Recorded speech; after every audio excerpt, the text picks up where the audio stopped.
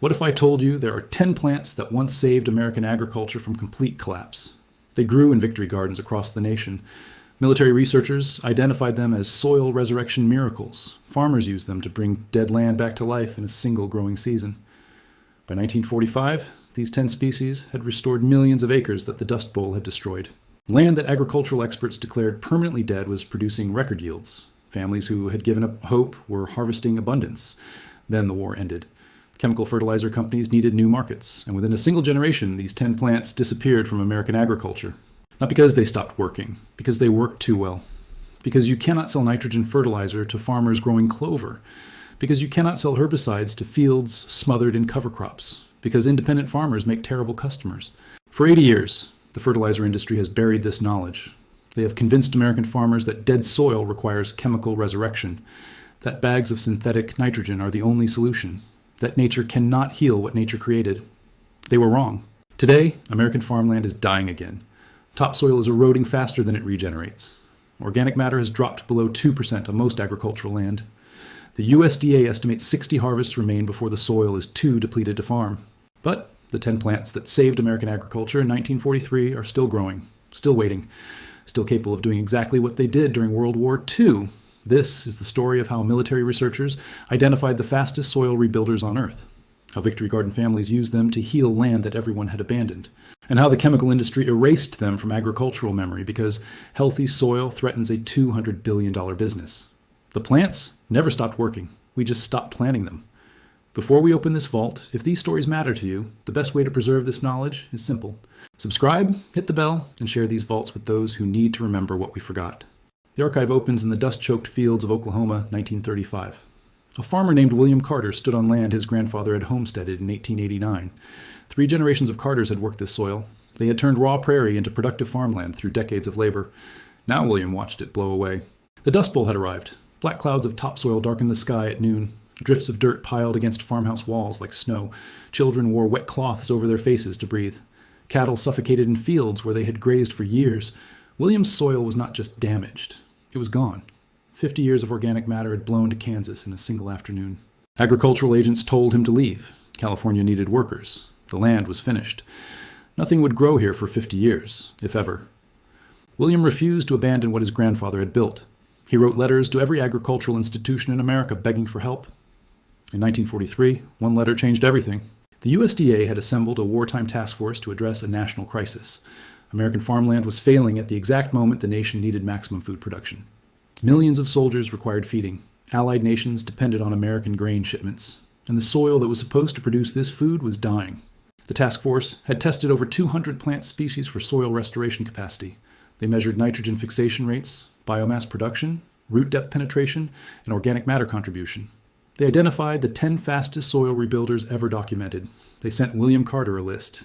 Within 2 years, his dead land was producing again. Within 5 years, yields exceeded what his grandfather had harvested from virgin prairie. The soil had not just recovered, it had been reborn. William tried to tell other farmers. He wrote letters to agricultural journals. He demonstrated his results at county fairs. He showed before and after photographs that documented impossible transformation. By 1950, almost nobody was listening. Chemical fertilizers had arrived. Bags of synthetic nitrogen promised instant results without waiting for biology. The plants that had resurrected William's farm were dismissed as old-fashioned, slow, unnecessary. The 10 plants disappeared from agricultural recommendations within a single decade, but they never stopped working. And today, with American soil dying again, they are more important than they have ever been. The first plant on the military list was crimson clover. Before synthetic fertilizers existed, farmers had a secret source of nitrogen that cost nothing and worked forever. Crimson clover fixes atmospheric nitrogen at rates that should terrify the fertilizer industry. The plant hosts bacteria and nodules on its roots that perform a miracle of chemistry. They pull nitrogen directly from the air and convert it into forms plants can use. 1 acre of crimson clover fixes 70 to 150 pounds of nitrogen annually. At current fertilizer prices, that represents $70 to $150 of free fertility created from thin air. World War II, researchers documented these rates and realized they had identified a weapon against soil depletion. Farmers who planted crimson clover before their main crops could eliminate nitrogen purchases entirely. The plant also produces massive biomass. When incorporated into soil, this organic matter feeds microorganisms that have been starving for decades. The deep taproot breaks compacted layers. The dense canopy smothers weeds without herbicides. William Carter planted crimson clover on his worst fields first. Within 2 seasons, ground that would not grow tumbleweeds was producing wheat. The fertilizer industry generates $25 billion annually in the United States alone. Crimson clover threatens every dollar of that nitrogen revenue. This is why extension services rarely emphasize cover cropping. This is why agricultural education focuses on input optimization rather than input elimination. A plant that makes fertilizer obsolete cannot be promoted by institutions funded by fertilizer companies. Seeds cost $30 per acre. Benefits last for years. The mathematics destroys the chemical agriculture business model. The second plant on the military list was Daikon radish. Some soil is so compacted that roots cannot penetrate. Water cannot infiltrate. Air cannot reach the organisms that create fertility. Chemical solutions cannot fix physical problems. Daikon radish drills through hard pan like a biological jackhammer. The plant produces roots that penetrate 2 to 3 feet deep, not thin hair-like roots. Massive taproots up to 2 inches in diameter that punch through compacted layers, stopping every other plant. When the radish dies over winter, those roots decompose and leave channels. Perfect pathways for water infiltration. World War II researchers called it biodrilling. The radish accomplishes what subsoil plows accomplish, but better, deeper, and without $50,000 equipment costs. William Carter planted Daikon radish on fields where his tractor could not pull a plow through the hard pan. By spring, the soil was loose enough to work with hand tools. The compaction those radishes broke had been building for 15 years. 1 season of radishes fixed what years of mechanical tillage could not touch. Modern soil compaction affects over 70% of American farmland. The equipment industry sells specialized implements costing tens of thousands of dollars to address it. A solution costing $15 per acre in seed is rarely mentioned. Daikon radish also scavenges nutrients from deep soil layers, nitrogen, phosphorus, potassium, and micronutrients that have leached below the root zone of normal crops, are captured and returned to the surface. When the radish decomposes, those nutrients become available to whatever you plant next. Free fertility mined from your own subsoil by a plant that costs almost nothing. The third plant on the military list was Austrian winter peas. Soil is not just minerals. Healthy soil is protein. The microorganisms that create fertility are made of protein. The organic matter that holds water and nutrients is built from protein. Dead soil lacks protein. Living soil is full of it. Austrian winter peas build soil protein faster than almost any other cover crop. Like crimson clover, Austrian winter peas fix nitrogen through bacterial symbiosis. But they produce exceptional biomass with unusually high protein content. When this biomass decomposes, it feeds soil microorganisms that have been starving for decades. World War II, researchers documented microbial population explosions in fields planted with Austrian winter peas. Bacteria counts increased by orders of magnitude. Fungal networks reestablished. The soil food web that chemical agriculture destroys was rebuilt in a single season. William Carter used Austrian winter peas on fields where nothing would decompose. He would bury crop residue and find it unchanged a year later. The soil lacked the biology to break anything down. After 1 season of Austrian winter peas, the same residue disappeared in weeks. The decomposition machinery was working again. The plants also produce edible peas. Farmers can harvest a food crop while simultaneously building soil. Dual income from a single planting. This dual-purpose nature made Austrian winter peas invaluable during wartime food shortages. Victory Garden families ate the peas and improved their land simultaneously. The fourth plant on the military list was cereal rye. Dead soil lacks carbon. This is the fundamental problem that chemical agriculture cannot solve. Synthetic fertilizers add nitrogen, phosphorus, and potassium. They do not add carbon. Without carbon, soil cannot hold water, support microorganisms, or maintain structure. Cereal rye produces more carbon biomass than any common cover crop. The plant grows aggressively in conditions that kill other species. It germinates in soil temperatures just above freezing. It continues growing through winter when everything else is dormant. It produces massive root systems that pump carbon deep into the soil profile. World War II researchers calculated that 1 acre of cereal rye could add over 2 tons of carbon to soil annually. In fields stripped of organic matter, this carbon injection was transformative. Carbon feeds fungi. Fungi are the foundation of healthy soil. Without carbon, fungal populations collapse and soil loses structure, water holding capacity, and disease suppression ability. William Carter planted cereal rye every fall on every field. He called it feeding the underground livestock. The fungi and bacteria in his soil were his most valuable animals, and cereal rye was their food. The chemical industry cannot sell carbon. They sell nitrogen, phosphorus, and potassium in bags. But carbon must come from photosynthesis, from plants. From biology, they cannot patent or control. This is why soil carbon has declined on every chemically managed farm for 50 years. The system provides everything except what soil actually needs most. The fifth plant on the military list was hairy vetch. If crimson clover is a nitrogen factory, hairy vetch is a nitrogen explosion. The plant fixes 100 to 200 pounds of nitrogen per acre. At current fertilizer prices, that represents $100 to $200 of free fertility from a cover crop costing $40 in seed. World War II researchers were astonished by hairy vetch nitrogen production. They had never documented a plant capable of providing complete nitrogen needs for subsequent crops without any supplementation. Farmers who grew corn after hairy vetch applied zero nitrogen fertilizer and achieved normal yields. The cover crop provided everything the cash crop required. Hairy vetch does something no other nitrogen fixer matches. It releases nitrogen slowly throughout the growing season as residue decomposes. Unlike synthetic fertilizer that delivers a burst followed by deficiency, hairy vetch provides steady nutrition for months. This slow release pattern matches how plants actually grow. Steady nitrogen availability produces healthier crops than boom and bust chemical applications. William Carter used hairy vetch before his corn. Neighbors still buying fertilizer bags asked how his corn looked better while he spent less money. He told them about the military research. They did not believe him. They kept buying bags. Hairy vetch also produces dense ground cover that suppresses weeds completely. Fields with good hairy vetch stands need no herbicide application. The cover crop smothers competition before it establishes.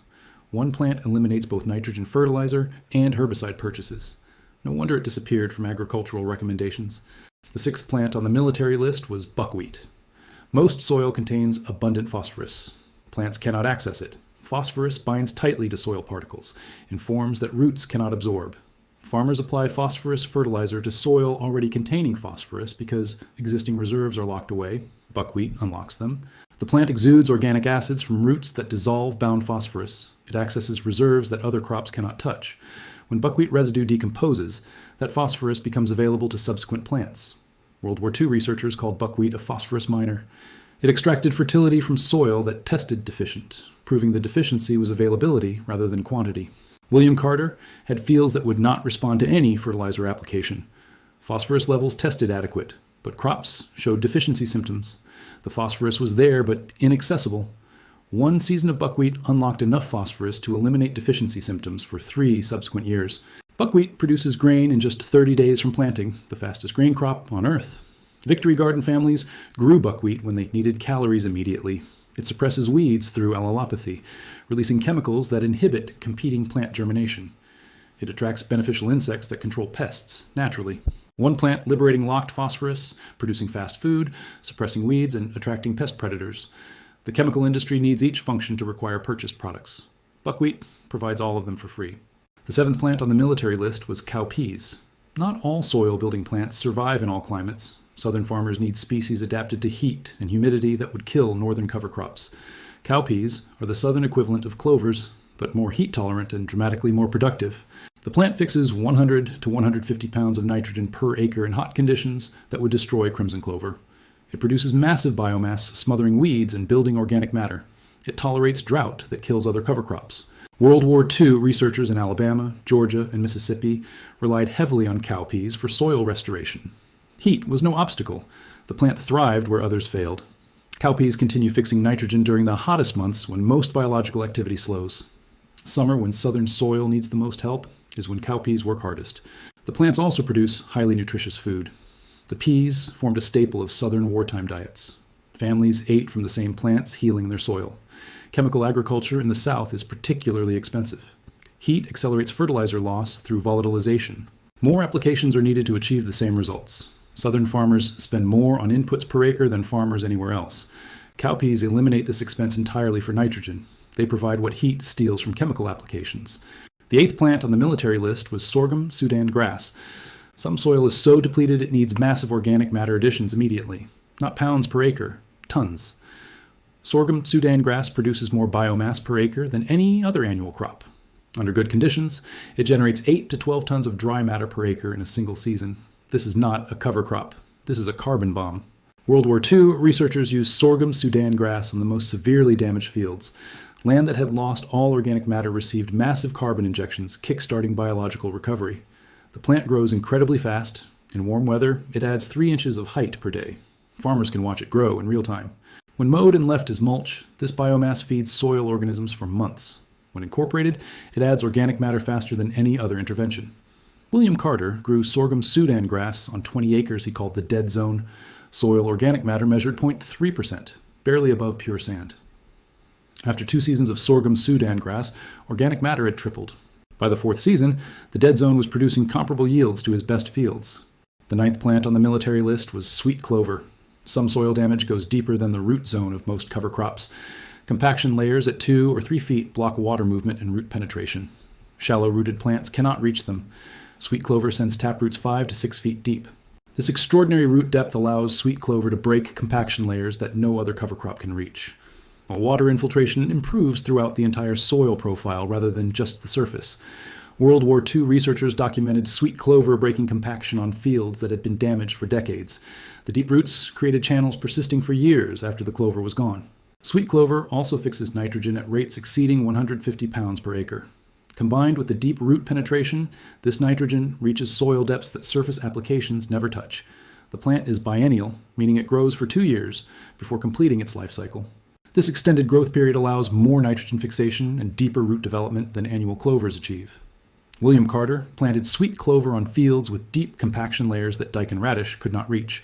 The combination of radishes, breaking shallow compaction, and sweet clover breaking deep compaction transformed soil structure throughout the entire profile. The 10th plant on the military list was sunflowers. Soil contaminated with heavy metals or residual chemicals presents unique restoration challenges. Most cover crops cannot tolerate these conditions. They die before providing any benefit. Sunflowers thrive in contaminated soil and actively clean it. The plant is a hyperaccumulator, meaning it absorbs heavy metals from soil and concentrates them in its tissues. Lead, arsenic, cadmium, and other contaminants are pulled from the ground and stored in stems and leaves. World War II researchers used sunflowers on fields contaminated by industrial activity and mining operations. The plants extracted pollutants that would have persisted for decades otherwise. When sunflowers are harvested and removed, the contaminants leave with them. Each growing cycle reduces soil toxicity. Multiple seasons can restore land to productive use, but sunflowers provide benefits beyond contamination cleanup. They produce massive taproots breaking compaction. They generate significant biomass, adding organic matter. They attract pollinators, supporting ecosystem health. William Carter used sunflowers on a corner of his property where an old fuel tank had leaked. Nothing would grow there. The soil reeked of petroleum. 3 seasons of sunflowers eliminated the smell and restored plant growth. The contamination that would have required expensive professional remediation was cleaned by a crop costing $20 in seed. The story of these 10 plants is not just about soil restoration, it is about who controls knowledge. For thousands of years, farmers understood that certain plants heal land. They rotated crops. They planted legumes before grain. They let fields rest under clover. Soil health was maintained through biology, not chemistry. Then the chemical industry arrived. They told farmers that tradition was obsolete, that science had replaced nature, that bags of synthetic inputs were superior to living systems. They were lying. The 10 plants that saved American agriculture during World War II work exactly as well today as they did in 1943. The biology has not changed. The chemistry has not changed. Only the marketing has changed. Every year, American farmers spend $200 billion on inputs that these 10 plants could replace. Every year, soil organic matter declines on chemically managed farms. Every year, topsoil erodes faster than it regenerates. The USDA says 60 harvests remain. 60 chances to grow food before the soil is gone, but it does not have to end this way. William Carter's great-grandchildren still farm his Oklahoma land. They grow the same 10 plants he planted in 1943. Their soil organic matter exceeds 8%, while neighboring farms struggle below 2%. Their input costs are a fraction of conventional operations. Their yields match or exceed chemically managed fields. The knowledge survived because one family refused to forget. The plants are still available. Seeds cost almost nothing. The biology works for anyone willing to try. American soil is dying, but the 10 plants that saved it once are waiting to save it again. All they need is someone willing to remember what the chemical industry worked so hard to make us forget. If this vault opens something for you, subscribe and hit the bell. Every like and every share helps preserve this wisdom. The next vault opens soon.